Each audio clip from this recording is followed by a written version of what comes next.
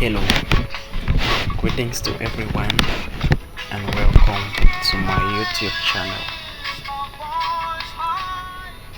Today we're going to be looking at a complete solution to medicine preparatory exams. It's going to entail biology, chemistry, physics, general knowledge and French. So get for yourself a suitable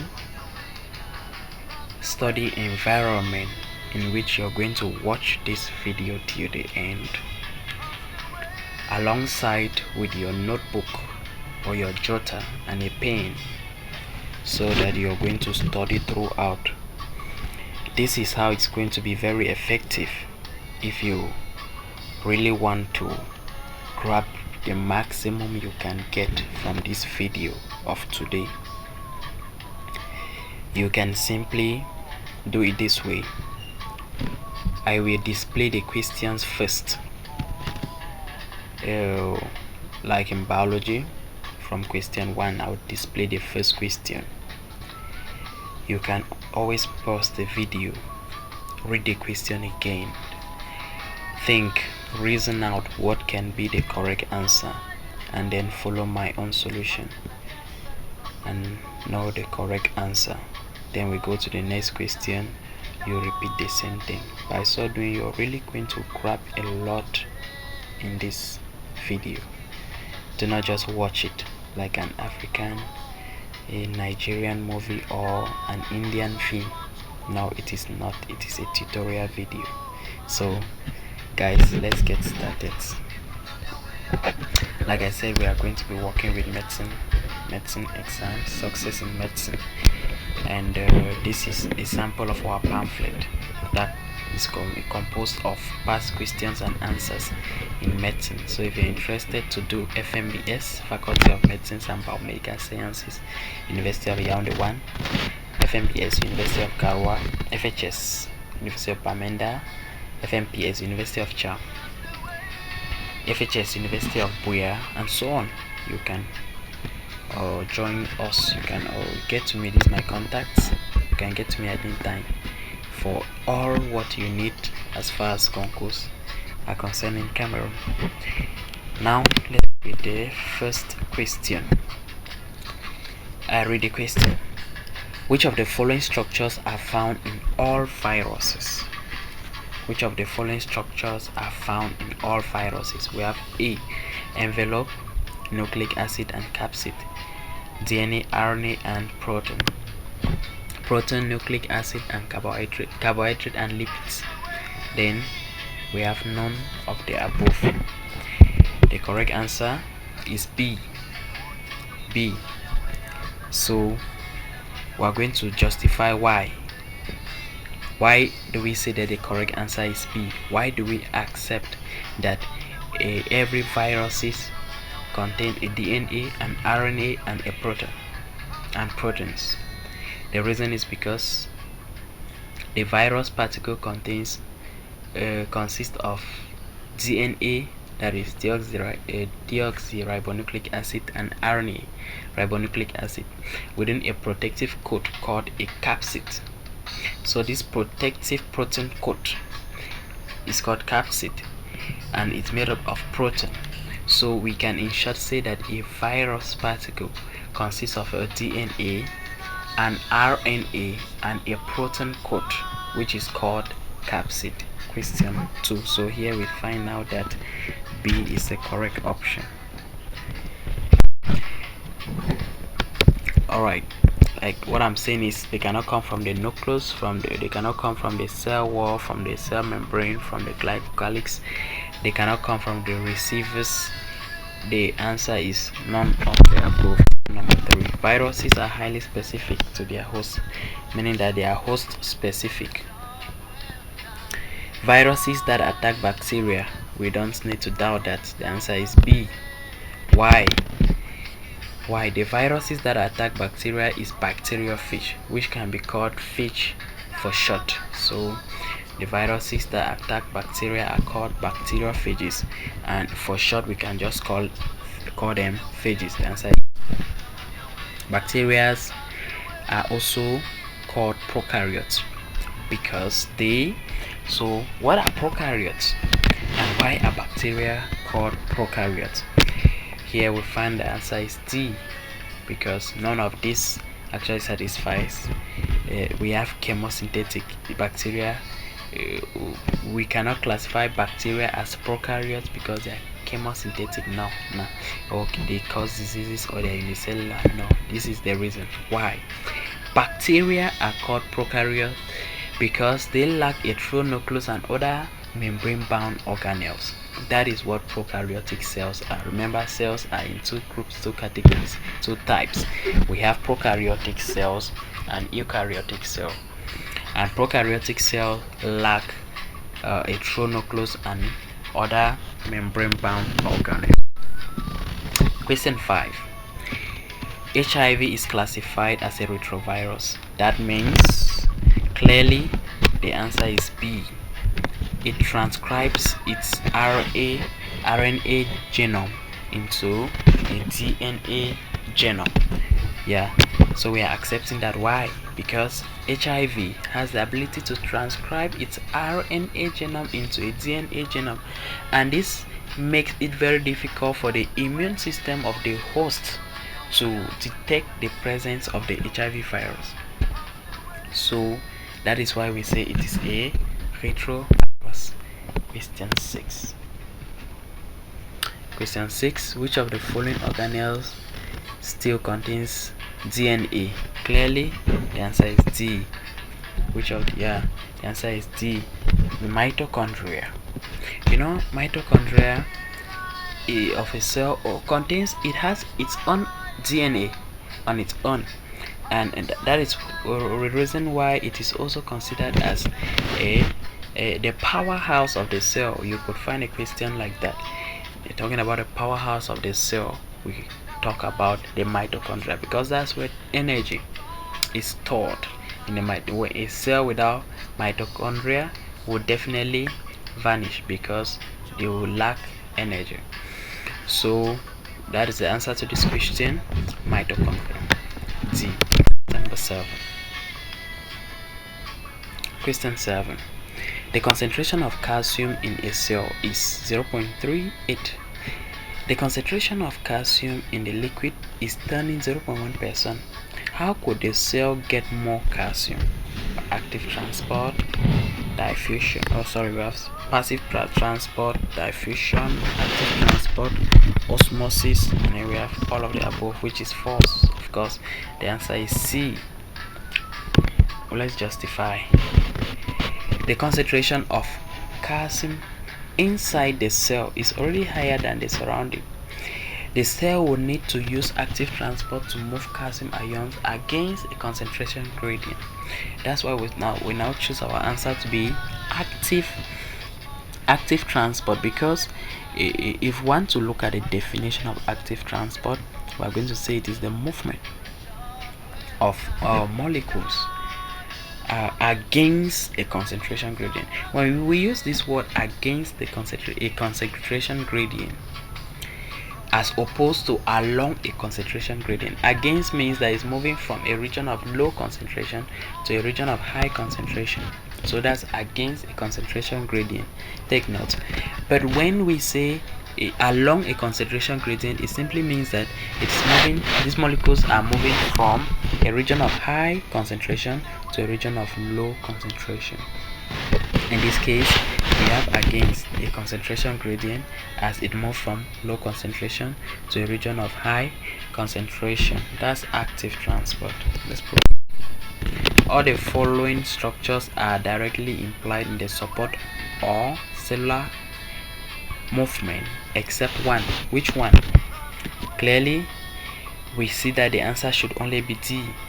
Why? Because all of this. The question says again. Listen. All the following structures are directly implied in the support of or cellular movement of cellular movement except one.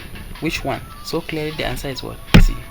Because first and foremost, all the four options above are not even functioning in the support or the cellular movement, and so none of them actually functions in that. Let's see the why. The lysozymes is involved in breaking down material.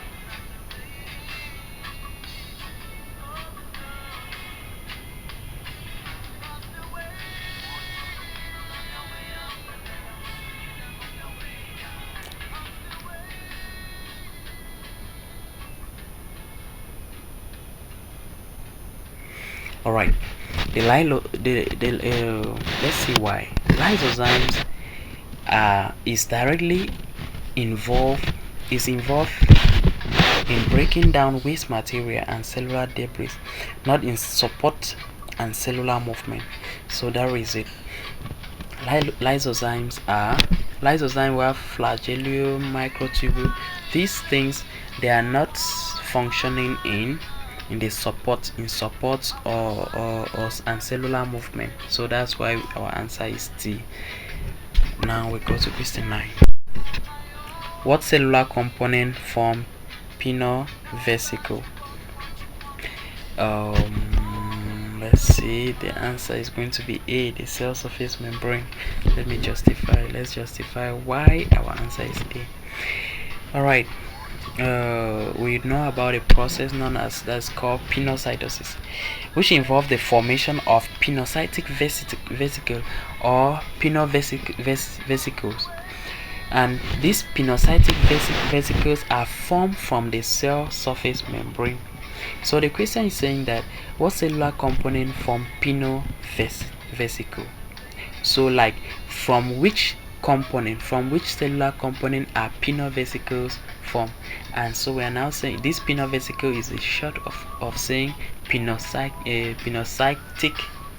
vesicles, and they are actually formed from the cell membrane. So our answer here is A. Cells without a nucleus die because they lack centroids and are to divide lysa and are unable to destroy spent organ. Now mitochondria and are unable to obtain energy, which is a lie. Cells without a nucleus will not lack mitochondria. So our answer is E, none of the above. Why? They lack ribosomes and are unable to synthesize proteins.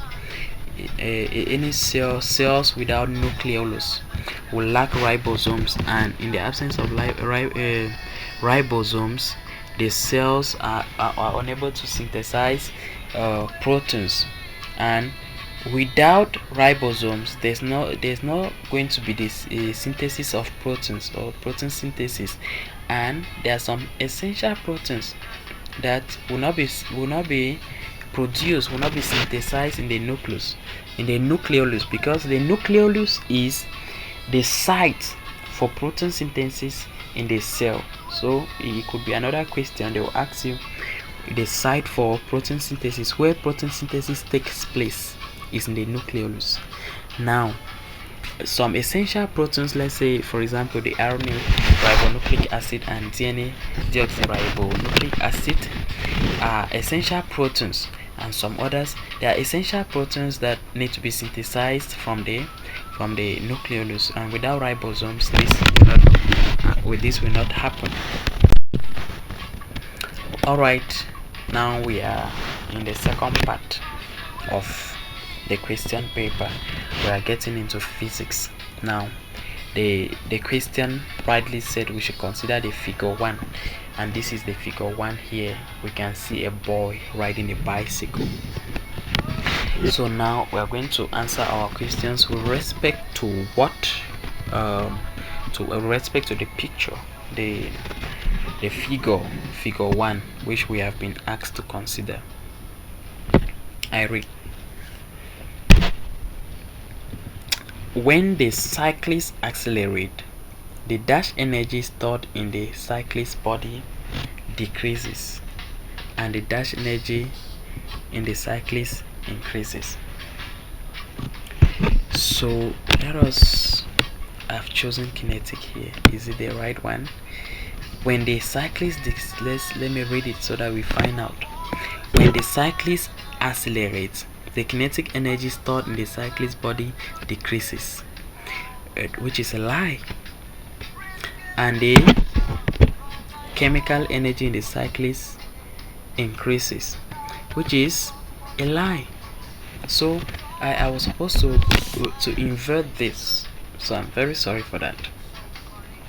So on the contrary, the energy that's stored in the cyclist body is chemical energy. That's the energy that's stored in the body of the cyclist. That's the energy that's stored. The cyclist is the boy that is riding the bicycle. Oh, I think let me grab a pen. Let me grab a pen and then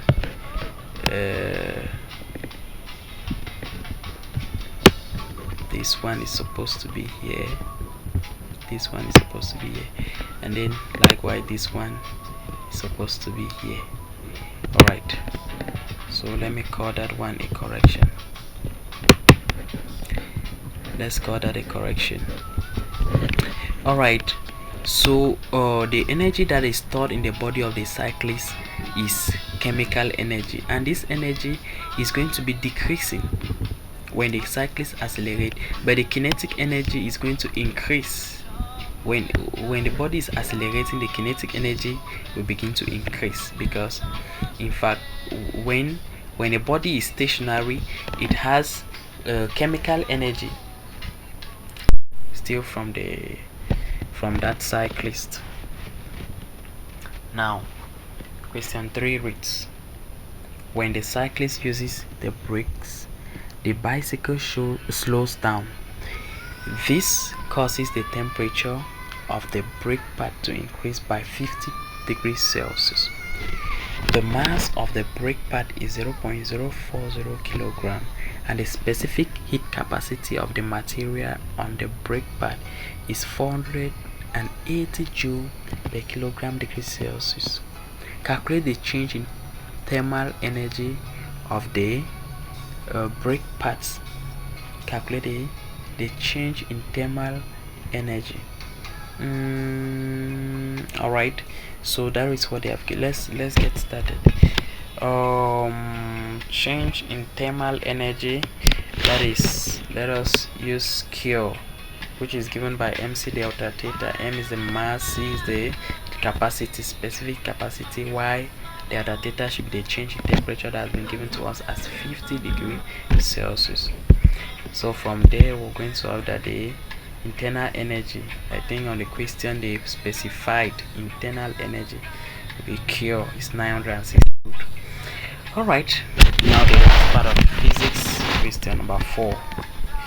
How is the internal energy of the particle in the brake pad affected by the increase in temperature? So let's answer that question. How is the internal energy of the particle in the brake pad affected by the increase in temperature?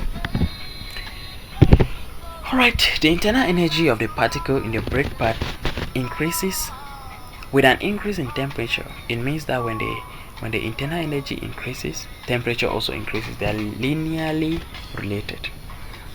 Now when the brake pad heats up, the kinetic energy of the particle within them increases, causing the particle to vibrate more intensively. This rise in kinetic energy directly contributes to an increase in the internal energy of the brake pads. So that is how they could be related. The internal energy of the particles could be related with an increase in temperature. So that is it for physics, and let us look at the next, which is going to be general knowledge. Alright, here we are going to have a set of 25 questions for general knowledge. So stay tuned, do what you have done before when you receive a question. Try to reason it out, then try to answer it pause the video, feel free to pause the video. It's a free video solution, and so you're not going to be charged for anything. You will just pause the video, think about your answer, and then you replay the video so as to get the correction. How do we call a political regime in which the head of state is a ceremonial figure? That is a presidential regime. In a presidential regime, the head of state is a ceremonial figure, and you may be tempted now to ask yourself a question: that what about Cameroon? What about the case of Cameroon? Is Cameroon a presidential regime? Are we following the parliamentary regime, the mixed regime? Where are we? So I would like to say that this is where Cameroon belongs. In B, Cameroon is a semi-presidential regime. Another name for the semi-presidential regime is the mixed regime. So an example of the parliamentary regime that you see here is Great Britain.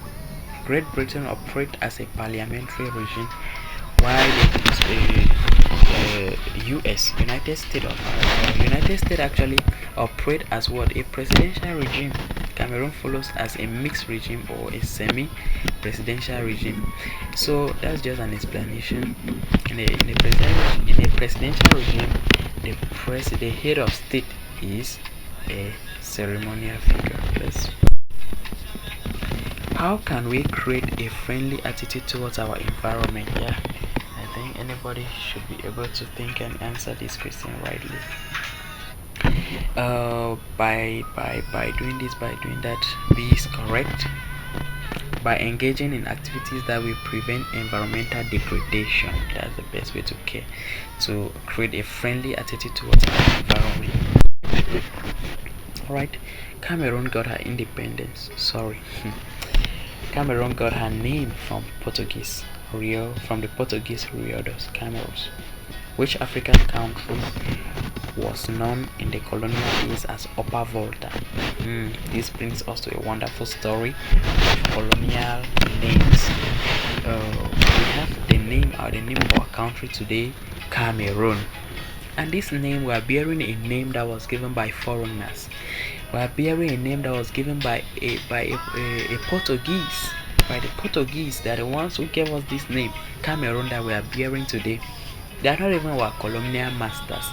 They are not we're not handed to them as mandated territories, but we are bearing a name that originated from them.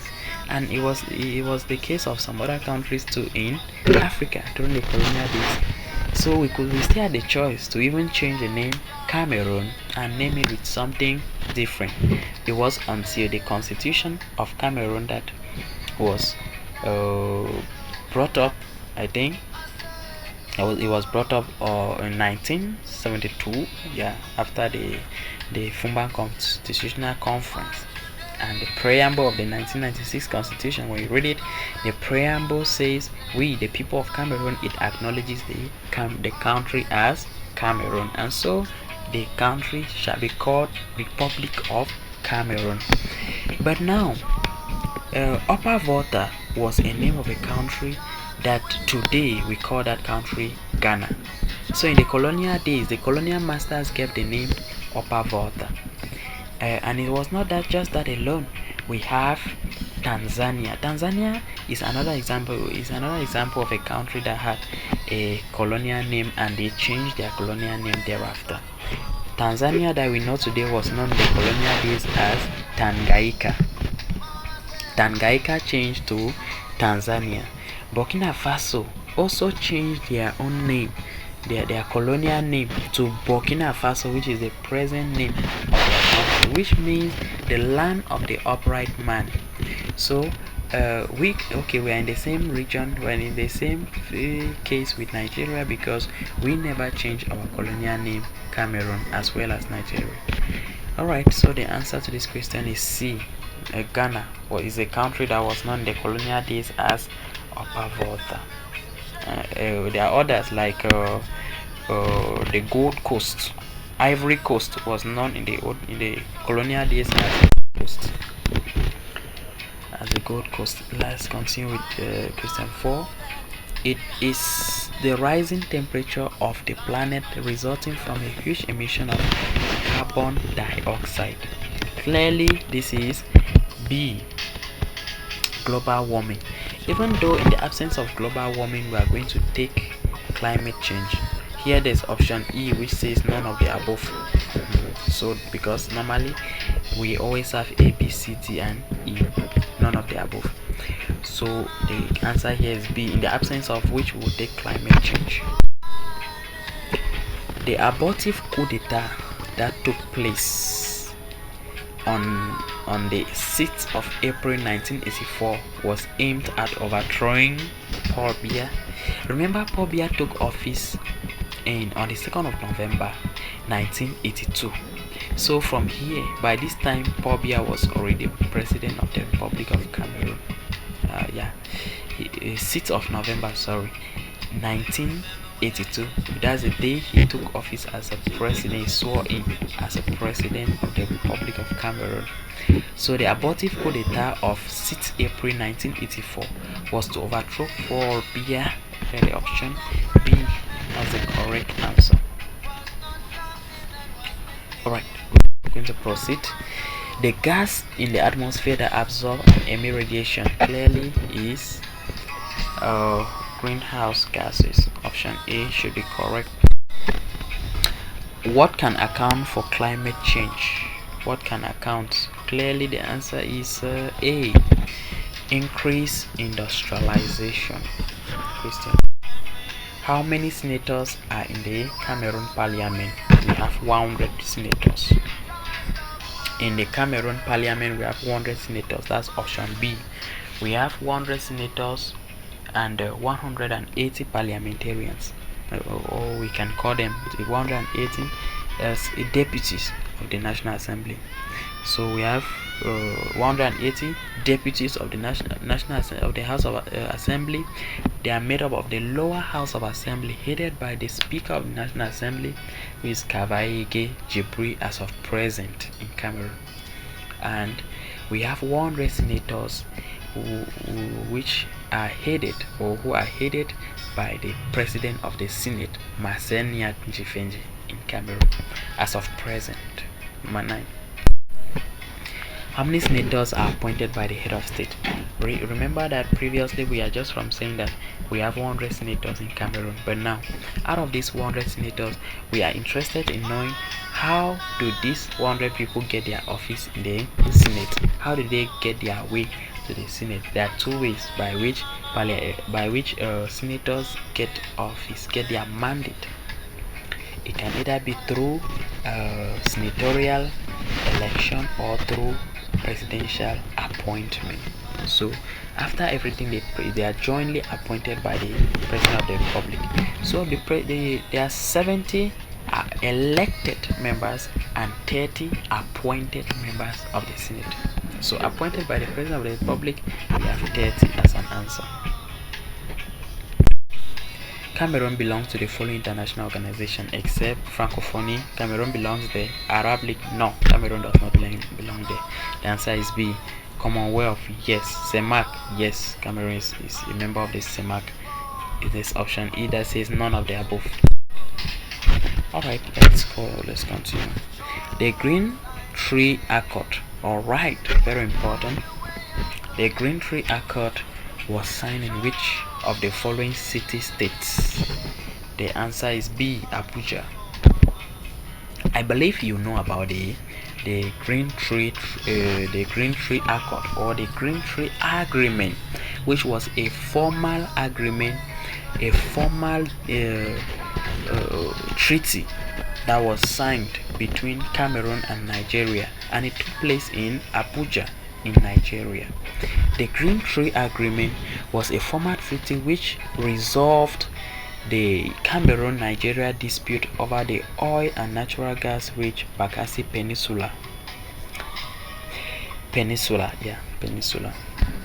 So that is the reason for the Green Tree Agreement that was signed in Abuja in Nigeria on the 12th of June 2006. It was to end the conflict, to end the dispute that Cameroon and Nigeria had over the oil and natural gas rich Bakassi Peninsula. over the Bakassi Peninsula. I hope you have been hearing about it. So that reason. Which division is Korop Park situated? Korop Park is situated in the Indian division of the Southwest region. So the answer is C. Korop Park is situated in Indian division of the Southwest region. Good. Question 3. When did the reunification take place? In 1972. 20th May 1972. Date of the voting of laws known as referendum. 20th May 1972 referendum, following the Constitutional Conference, the Fmps Constitutional Conference of 2nd June 1972, and the amendment of the 1996 Constitution as amended by 2008. In 2008. So that is the date of the reunification, 20th May 1972. Yeah, and it was just after the conference, the Constitutional Conference that was held at Fmps. It was the main objective of this Constitutional Conference was to vote up the laws to bring the laws for a unitary Cameroon, where the political elites of two different states came together in order to come to a compromise of laws for a certain unitary state known as the United Republic of Cameroon.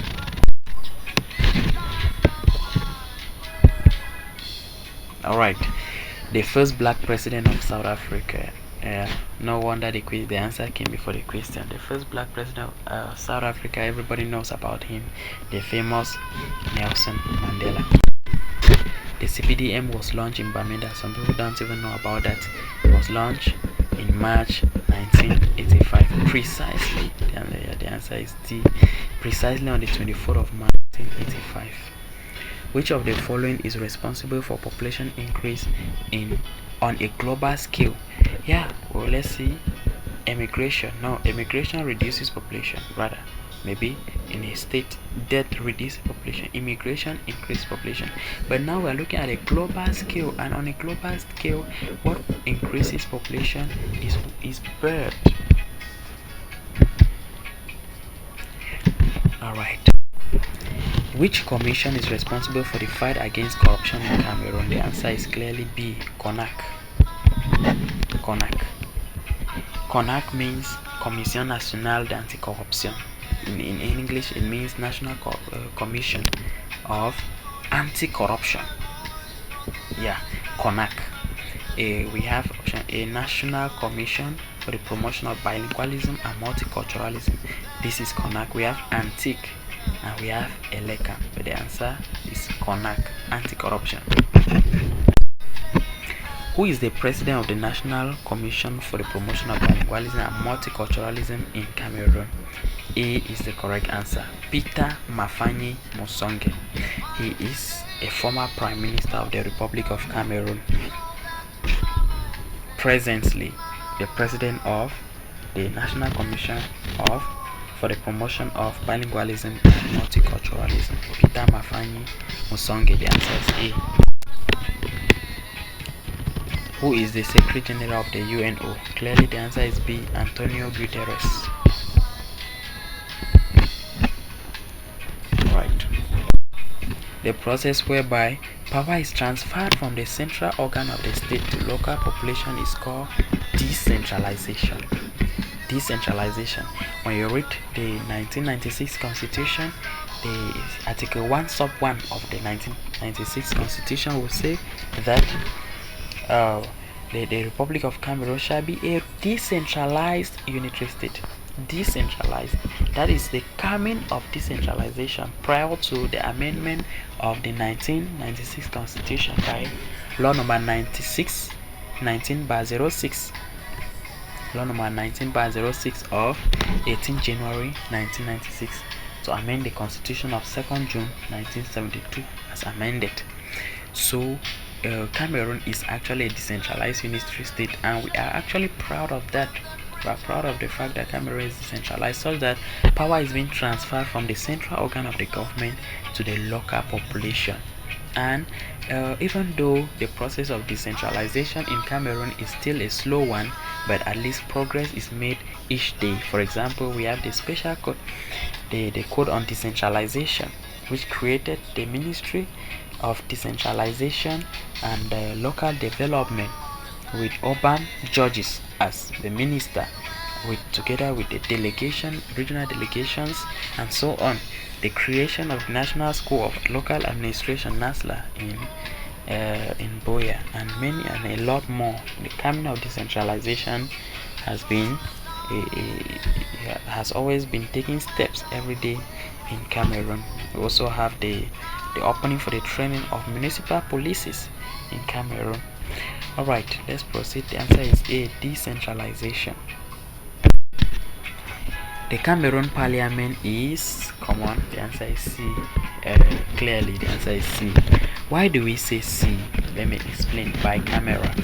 The parliament, when we look at parliamentary law, we say, parliament is a branch, is an arm of the government, which is the legislative arm of the government. Their main objective is they make laws. Their objective is to make laws. They make laws, and then the judiciary are there to interpret the law and give sanctions to those who violate the law. And then the executive are there to enforce the law. So the parliament is the legislative arm of the government. And in some countries we have just one house of parliament. In some countries we have two houses of parliament. In Cameroon we have two houses of parliament. We have the lower house and the upper house. So Cameroon is bicameral, has a bicameral parliament, because it has both the lower house of parliament and the upper house of parliament. So we say Cameroon has a bicameral parliament. Can we also cite some examples of countries with bicameral parliament? Yes, we can take ourselves to Nigeria. We are going to talk of the bicameral parliament of Nigeria, where the lower house of assembly is known as the House of Representatives, and the upper house of the assembly is known as the House of Senate. Members of the upper house, they are called senators. As well as in Cameroon, we have the upper house, House of Senate. We have the lower house, the House of Deputies. We can even take ourselves to the US, and even to Great Britain. In Great Britain, we have a bicameral parliament, and there the upper house of parliament is known as the House of Lords. Meanwhile, the lower house of parliament is known as the House of Commons. So that is it. Any parliament that is having two houses is known as a bicameral parliament. But if you look at this, the bicameralism of the parliament in Cameroon, we are going to discover that bicameralism came into Cameroon parliament prior to the 1996 constitution. Before the 1996 constitution, before the amendment of the 1996 constitution on the 18th of January, Cameroon had just a one-house parliament. So Cameroon was a monocameral parliament. But in the 1996 constitution, the constitution created an upper house of assembly known as the House of Senate. And so the first senatorial election took place in Cameroon in 2013, and 2013 followed by the election of the president of the Senate, Marcel-Niat Tifenji. Since then till today, Marcel-Niat Tifenji has been the president of the Cameroonian Senate. Alright, we were here. We accepted B, head of prime minister. Alright, so let's come here. The parliamentary mandate in Cameroon, the mandate of those who are working in the parliament, the mandate of those who are, what's a mandate?